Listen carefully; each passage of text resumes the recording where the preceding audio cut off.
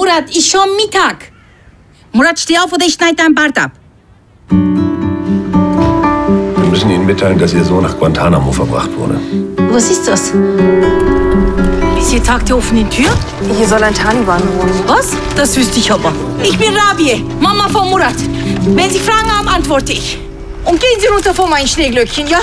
Entschuldigung. Echt jetzt? Bitte, Sie müssen meinem Sohn helfen. Er sitzt im Gefängnis, ganz weit weg. Ihr Sohn befindet sich gerade in einem rechtlichen Niemandsland.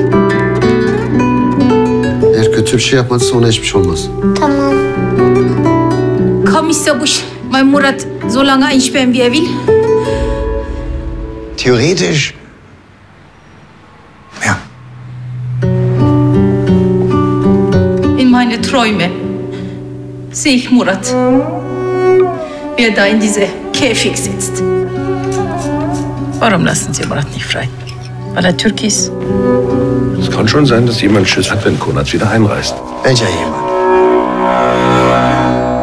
Und was heißt Rabie Kurnaz VS George W. Bush? Dass du gegen den Präsidenten der Vereinigten Staaten klagst. Wer? Ich? Ja, du.